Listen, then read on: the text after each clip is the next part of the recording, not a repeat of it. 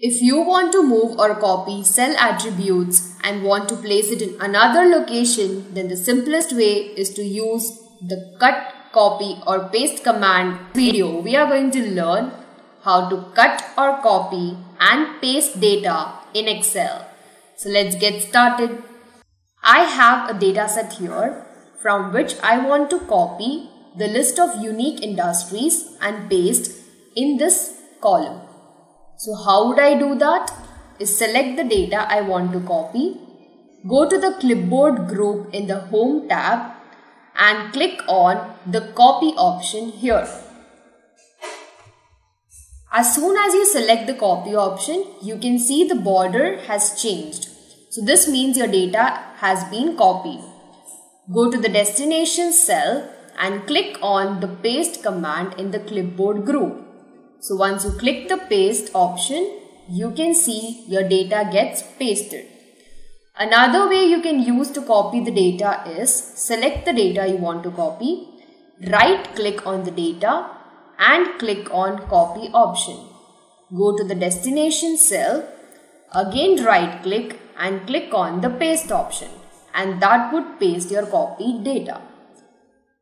The easiest way we have to copy the data is using the shortcut Ctrl+C, and that copies your data. Go to the destination and paste it again using the shortcut Ctrl+V. So this is the most preferred method of copying and pasting the data in Excel. Till now we have seen how to copy a single cell data. But what if you want to copy multiple cells at the same time? So how could you do that? Is select the multiple cells, use the shortcut Ctrl+C to copy it, go to the destination cell, use the shortcut Ctrl+V to paste it, and that would copy all the data in the multiple cells. Now if you want to copy the data in non-adjacent cells, like you want to copy these two and then you want to copy these two, how would you do that? Select the data you want to copy, press the Ctrl key and again select another data that you want to copy. So once the data gets selected, use the shortcut Ctrl+C to copy it. You can see these two cells and these two cells are copied. Go to the destination cell, use the shortcut Ctrl+V to paste it, and that would copy the non-adjacent cells. So we have learned how to copy the data. Now let us learn how to cut and paste the data in Excel. So let's say you don't want the range of cells to be in this particular sheet and you want to transfer it to the new sheet. So how could you do that? Select the data you want to cut and paste. There are three methods by which you can cut the data. That is, either go to the clipboard group and click on the cut option, or right click on the selected data and click on the cut option, or use the shortcut Ctrl+X to cut the data. So I would use the shortcut Ctrl and X to cut the data. And now this border specifies that the data has been cut from here. So let's go to the new sheet, select the destination cell where we want to paste our data, and you can paste using the shortcut Ctrl and V, and that would paste your data. Now if you go back to the first sheet, the data has disappeared from here and been pasted in the next sheet. Next option we have is the Format Painter option. So if you want to copy the format of this cell and apply it to this particular cell, you can do that using the Format Painter option. So let's say I select the cell of which I want to copy the format. I click on the Format Painter option, go to the next sheet, select to which I want to apply the Format Painter, and that gets applied. You can see it has picked up the same format as the previous data. So this is all about how to cut, copy, paste and use the Format Painter option. Freezing rows and columns is one of the phenomenal features in Excel. This function is proved useful when you want to freeze a row or column containing the heading so that they are visible throughout the data even when you scroll down. The presented here has various columns with different headers. I want to freeze the first row because when I scroll down the data, the information to me is not clear. So I wish to freeze the top row. And how would I do that? Is go to the View tab in the ribbon, click on the Freeze Panes option. In the Freeze Panes options, you have three options: the Freeze Panes, the Freeze Top Row, and the Freeze First Column. So Freeze Top Row will freeze only the top row of the sheet, and Freeze First Column would only freeze the first column in the sheet. So when I click on the Freeze Top Row and scroll down, you can see the first row is freezed and I am able to scroll through the entire data without any confusion. Similarly, if you want to see the company name and scroll through your data, so what you can do is simply go to the Freeze Panes option and click on Freeze First Column. Now when you scroll across the data, the first column is fixed and you are able to scroll across other columns. But note that this option will allow you to freeze only the first row in the entire sheet and only the first column in the entire sheet. What if you want to freeze the first 5 rows or first 2 columns? How would you do that? So before stepping one step further, let us first understand how would you unfreeze what you have already frozen. So to unfreeze the row or column that you have frozen, go to the Freeze Panes and the first option would appear as Unfreeze Panes. You can simply click on this and that would unfreeze your data. So when I scroll down, again my headers are not fixed. Now let us get a step deeper and understand what if we want to freeze the first 5 rows or if we want to freeze the first 2 or 3 columns. How would we do that? So the next option that Excel provides us is the Freeze Panes option. So when you want to freeze multiple rows or columns, let's say along with the company name, you also want to freeze the script code and you also want to freeze the first 5 rows. That is, you want to see the first 4 companies that are really important to you. So to do that, select any cell in the row right below the last row you want to freeze. So if I want to see the first 5 rows, I need to select the next immediate row. And that would indicate that the row above this cell would get frozen. Similarly, if you want to freeze the first 2 columns, then you need to select a cell that is after those 2 columns. So let's say I want to freeze these 2 columns, so I must be selecting a cell that is after these 2 columns. So since I want to freeze the first 5 rows, I have selected the 6th row, and since I want to freeze the first 2 columns, I have selected the next column, that is the C column. So when I click on this cell and go to the Freeze Panes option, and click on Freeze Panes, you will notice when I scroll across, the first 2 columns are frozen, and when I scroll down, the first 5 rows are frozen. So by this method, you can freeze multiple rows and columns. If you would like to realign text in a cell to enhance the visual presentation of your data, here's how you can do it. So select the cell for which you want the text to get aligned. Go to the Home tab and choose one of the alignment options. So the first we have how to vertically arrange the text. So let's say I select this data, pick top align, the text goes to the top. When I pick middle align, the text comes to the middle, and when I select bottom align, the text comes to the bottom. So this is how you can vertically arrange your text.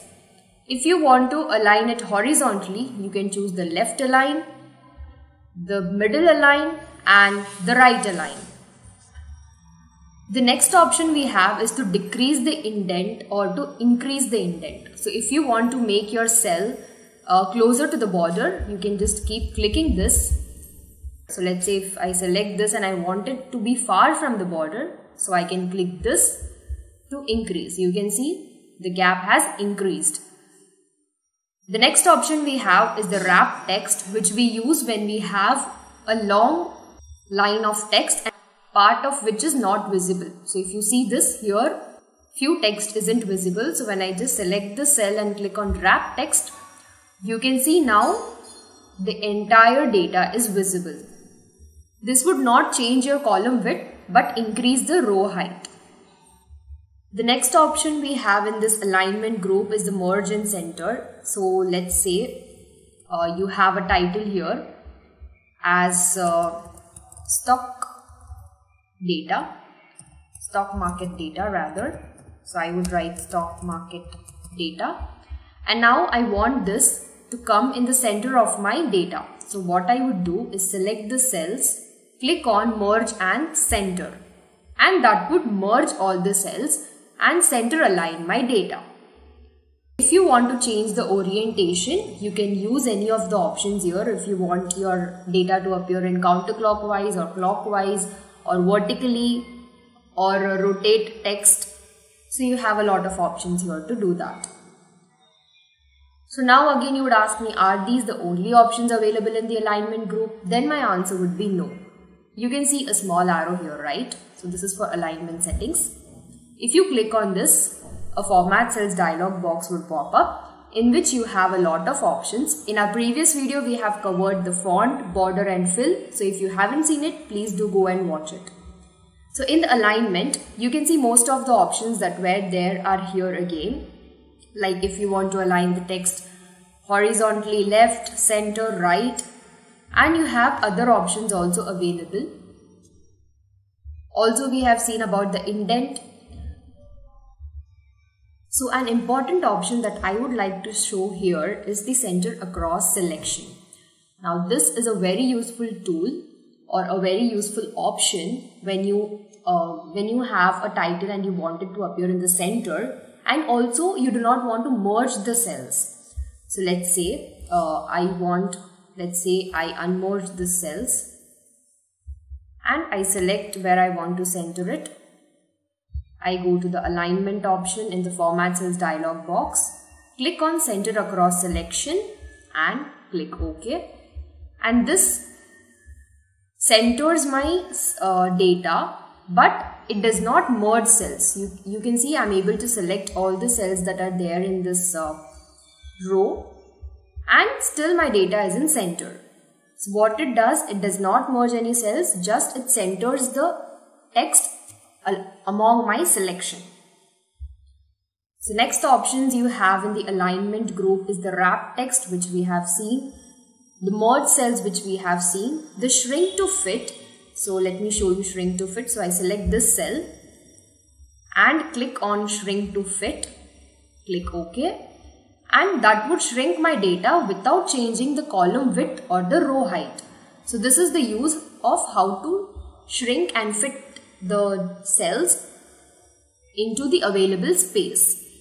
So this is all about the font group in the home tab. So the first option we have is the bold. So let's say I select a cell and click on the B here. So it would bold my letters. So if you want to unbold it, you again have to click on the same option, and that would remove the bold from the letters. If you want to italicize your text or make your text in italics font, then you can simply click on this I here and it would make the letters appear in italics form. If you want to remove it, you can simply click it back and remove it. The next we have is the underline. So when I click on this, you can see it had underlined my text. So if you want to remove it, again click on the same option and it would remove the underline. So let's say I want to select these many cells and bold them. So I would select and click on bold, and that would altogether bold my selection. The next option we have is the fonts. So we have so many fonts available here. You can pick any of them of your choice, but try to use the most preferred fonts, that is the Calibri or the Times New Roman or the Arial font. So these are few common fonts that we use in day-to-day life. So let's say first I select Calibri. So this is in Calibri font. Let's say I select this and change the font to Arial. So I select Arial, which is here. And you can see it had changed the font. Another font we can use is, so let me try this Algerian font. And you can see the font has changed.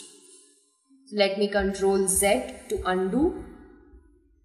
The next option we have is the font size. If you want to increase the font size, so let's say I want to increase the font size for my titles. So I would select the headings or the titles and click on the various font sizes and choose the preferred one. So let's say 14 suits the best. I choose that. You also have an option here to increase the font size or decrease the font size. So when you keep clicking on this, it would increase the font size, and when you click on this, it would decrease the font size. Okay.